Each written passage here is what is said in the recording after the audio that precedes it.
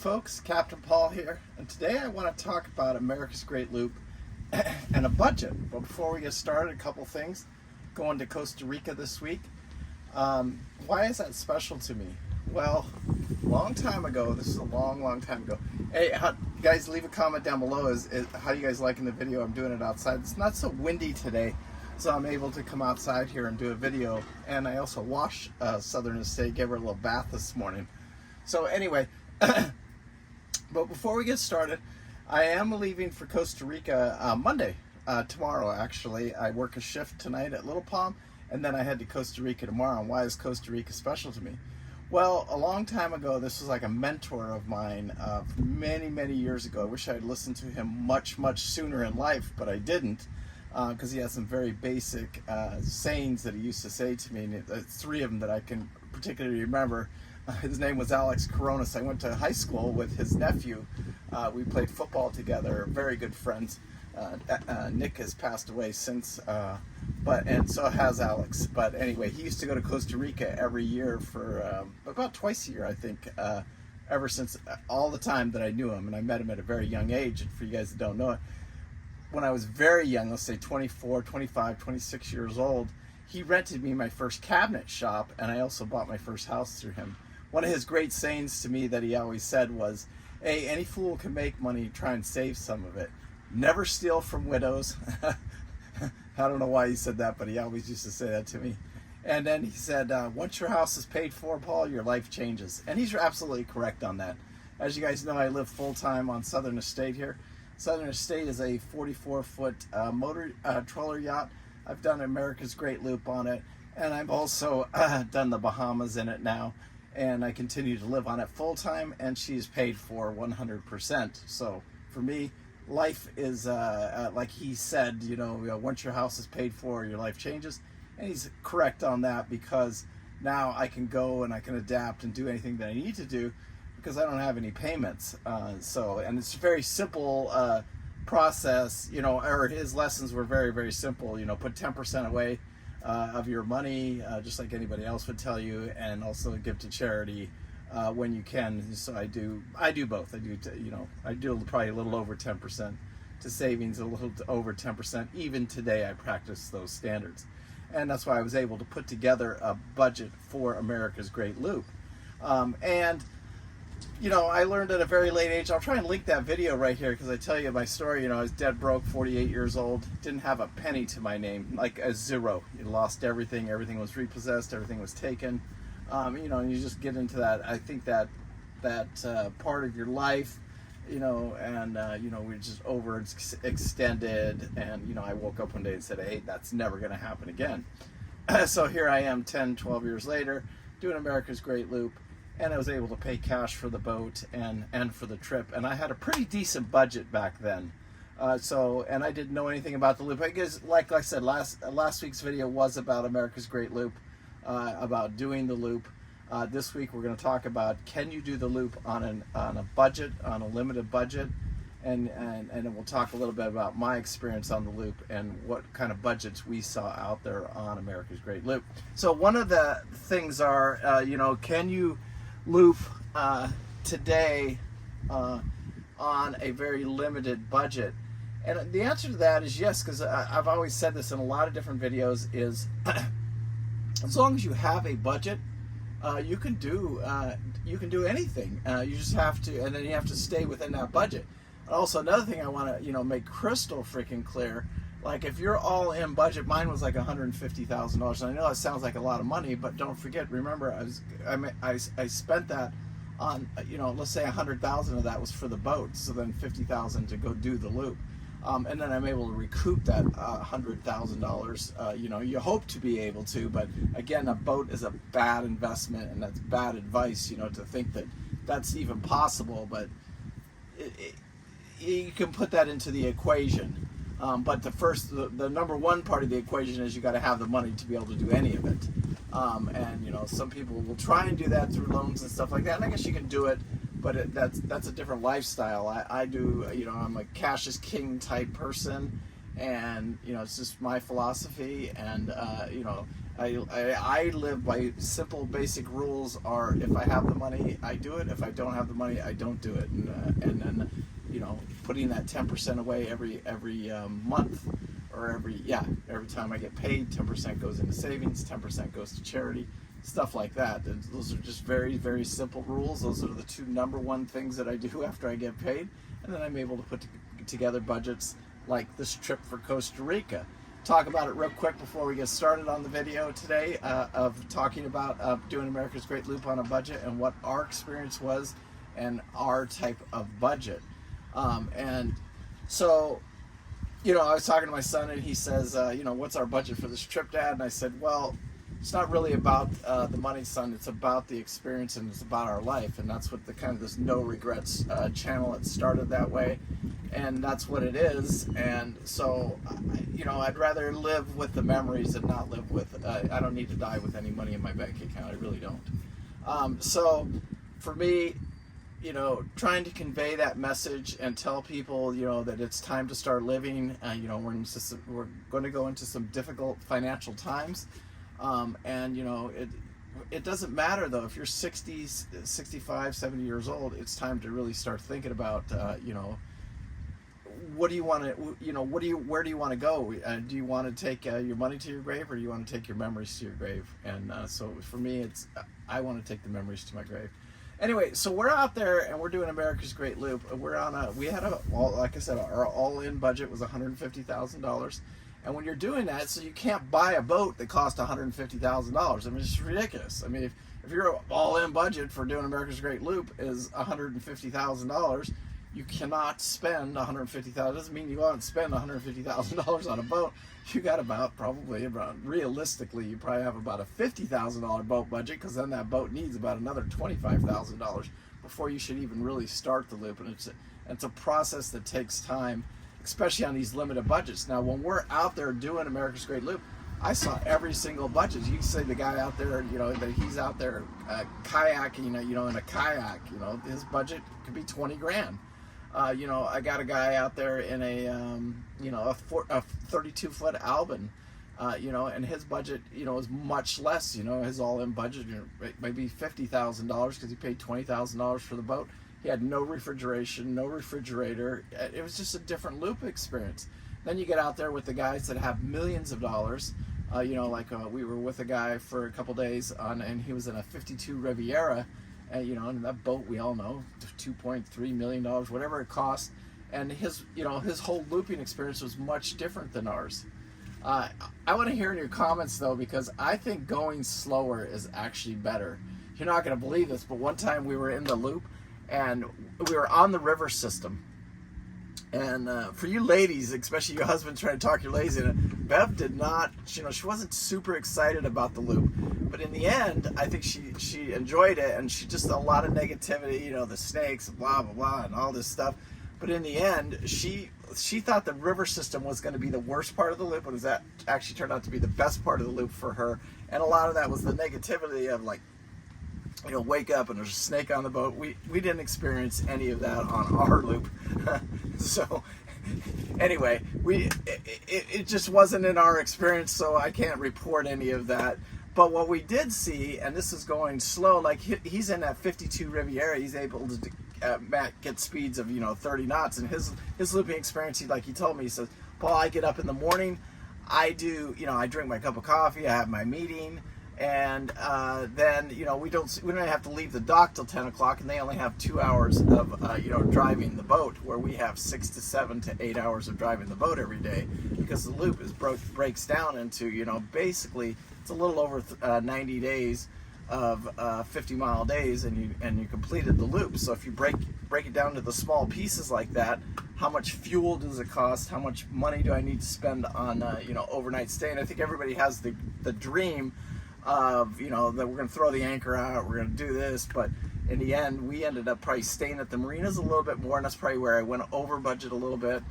Fuel, I budgeted $10,000, but we actually did it for a little less than $8,000 in our fuel budget. And in today's market, I think the fuel's up a little bit. So you're a single engine versus a twin engine, not a huge difference. You'd be surprised how close it is. And next week we'll talk about that in next week's video.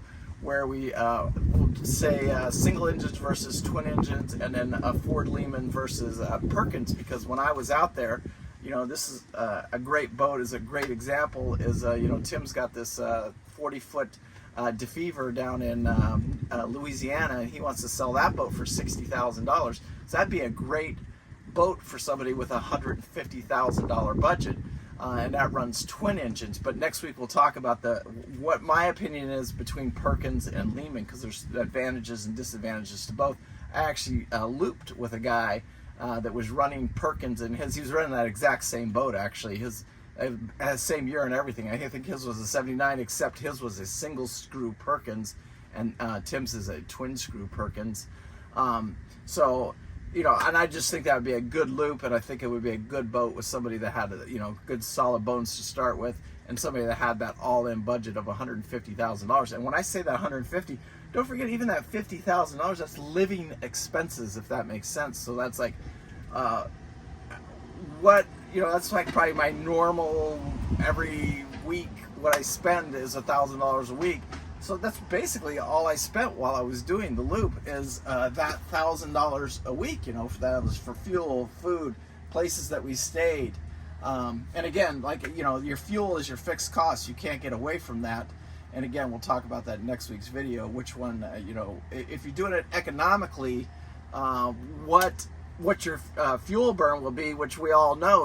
Like I said this a little bit earlier in the video. Single engine's about $7,000. A twin engine's about $10,000.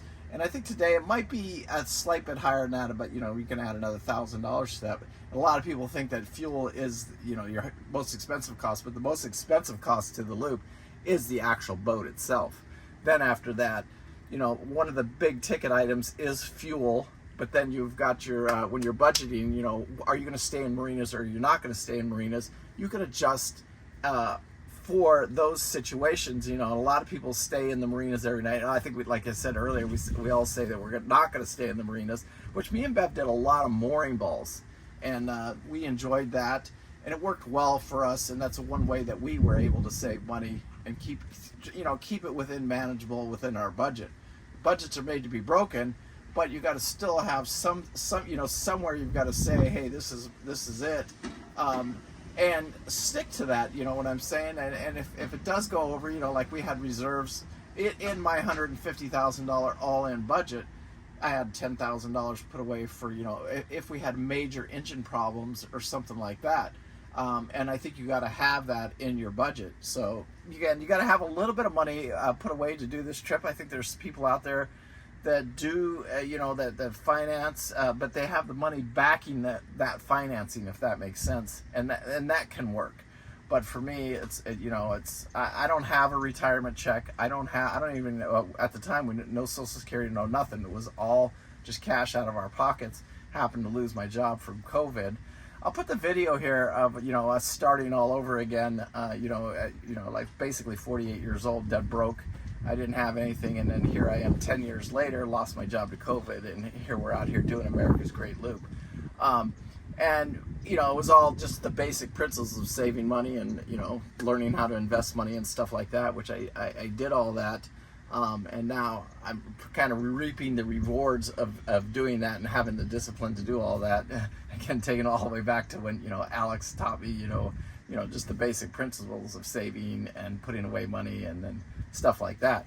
So, and then today, like I said, I get to reap the rewards of what I started to do 10 years ago.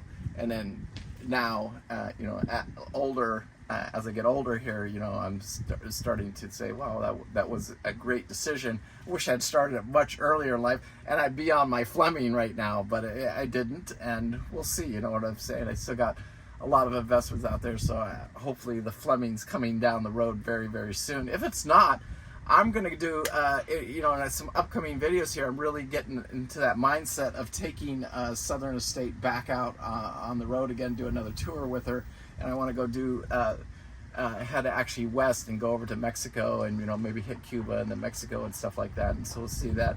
In 2025, I plan on leaving the Keys here and then heading out and doing some more cruising, take another year and do some cruising, but by then me and Pete will have our Social Security checks. So we'll have a little bit more help than just the YouTube money that we make on YouTube, we'll have the money from our Social Security checks to do a much bigger trip. And also in that video, we'll talk about what the budget is, because I want to add to the solar system. I want to add to the different systems on the boat and stuff like that. Anyway, so if you're planning, to do, you're getting close to that retirement age and it's time to really buckle down and say, hey, what am I going to do? I want to do this great adventure. I want to do America's Great Loop. I think if you're realistic with your budget and you break down your cost, you know what I'm saying, like $150 a night for staying in marinas.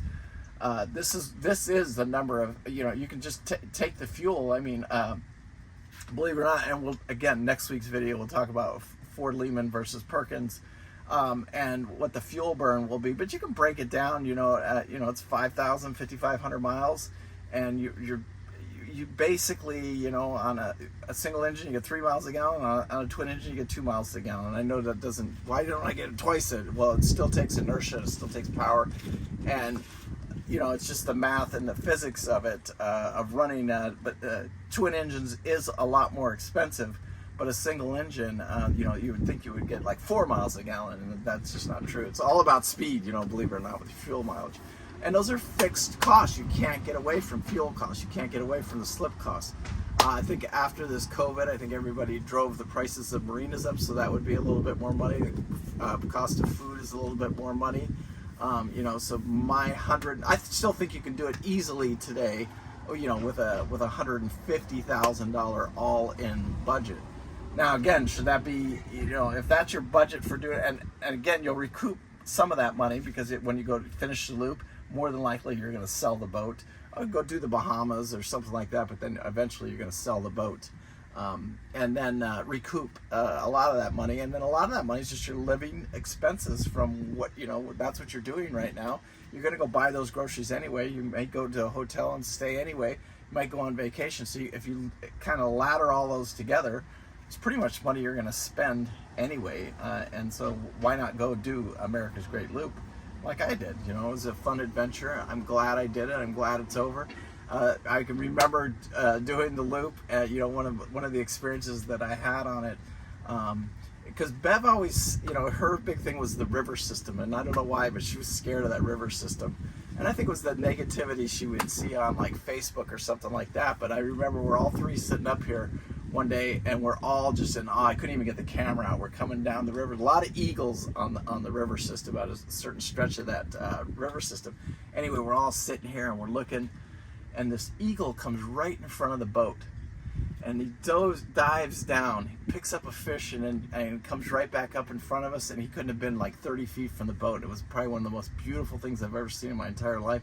Never forget it. And I think I attest that to going slow in the loop. That guy that has that multi-million-dollar budget, he's going fast. I think he misses some of that. And I want to hear your guys' comment. Is it a slow boat or is it a fast boat? Let's hear what you guys have to say about that, because I think it matters. I think you miss a lot of the loop. And the guys, again, with the multi-million-dollar budgets, which I don't have anything against. I've sat to eat dinner with those guys, and it doesn't seem like there's any, like when we all sit there at dinner, the guy that has that 32-foot Alban, the guy that has that $1 million Riviera or 55 Fleming, or a guy like me, in let's say $100,000 trawler, or the airline pilot, these guys, a lot of them do the carvers, they'll spend $200,000 they'll have a little bit bigger budget, like $250,000, they'll spend it on a carver, or something, a Meridian or something like that, and their budgets are usually, a little bit higher, probably $300,000-$400,000 all in, and that includes the price of their boat. Everybody sitting down at that dinner table, when you're sitting at that dinner table, we don't know whose boat is whose, and we don't know who is who. We're all just having the same experience, basically. It's just how we got there, and it's a great time, and those experiences that we shared, and you're gonna have friends on the loop that you're gonna gain for life again. You know what I'm saying? It's just like, and it is a great experience. And if you're dreaming about it, or you think you want to do it, I mean, it's something you have to put away and you have to start saving for. and be prepared for it. Boat needs to be prepared for it. You need to be prepared for it with your boat. You need to be prepared for it with your finances. You need to be prepared for it. What kind of looping experience you're going to have. Is it the go fast, or is it the or do a or is it to go slow? I want to hear your comments. Or what do you think would be better, to go fast or to go slow when you're doing America's Great Loop? Anyway, also for you Patreons, we got a lot of the holidays are coming up here. It's Thanksgiving next week. We're going to do a video from Costa Rica, and that will be we'll talk about the Ford Lehman versus Perkins, because there's disadvantages and advantages to both. I want to share that with you guys. Hopefully we'll get on a boat down there. We'll look at the market down there, see what kind of, see where their economy is and what they're seeing down there in Costa Rica. So that should be a fun video, and I can't wait to do it next week. I'll have my son with me, and it should be a good time. Like I said earlier, I'm getting ready. Southern Estate, there's another couple of videos that's going to go out, or we're going to talk about the upgrades that I need to make on Southern Estate. And now, after cruising her, I've got well over 5,000 miles. I'm probably getting close to 10,000 miles under her keel now, between America's Great Loop and the Bahamas. And where would I upgrade? Where will I spend money on the boat to upgrade? And what's important to me now after having that time at sea and stuff like that? Because there's a few major things that need to be done to this boat before she goes back out, especially for us, because we do a lot of open ocean crossings and stuff like that. So what's important now after doing all of these miles, and I'll share that with you guys later. Also for your Patreons, thank you guys so much. You have no idea. God bless you. Even you YouTube subscribers, God bless you. But the Patreons, I try and go a little extra and get videos out there, like we did the air conditioner system for the regular YouTube. It was just the screen, pulling the screen out for the air conditioner. These videos will be released this week, especially during the holidays. I want people to be able to share them and see what it's like to actually live on a boat, and the kind of chores that we have to do on the boat. And in regular YouTube, I share just pulling the screen out and cleaning it, versus if you're a Patreon, you get to see the whole process of running the acid through the system and stuff like that, the hoses, connecting the hoses and cleaning out the complete air conditioner system. So anyway, it's just the way I run it. It's not for everybody, but I do appreciate the Patreons. Thank you guys so much. Can't do the channel without you. Also, super thanks. The holidays are coming up here. I do appreciate it. Just have a wonderful, wonderful holidays. It's coming up here on Thanksgiving. I hope to get a couple of videos, more videos out. Again, next week will be from Costa Rica, Ford versus, Lehman's versus Perkins. And then I want to get into, maybe when I get back from there, that'll be a good holiday video. Just say, let's talk about the upgrades on Southern Estate and what we want to do to her to get her ready for the next big trip. Anyway, peace out. God bless you guys. Thank you so much. I do appreciate all of you guys from the bottom of my heart. We'll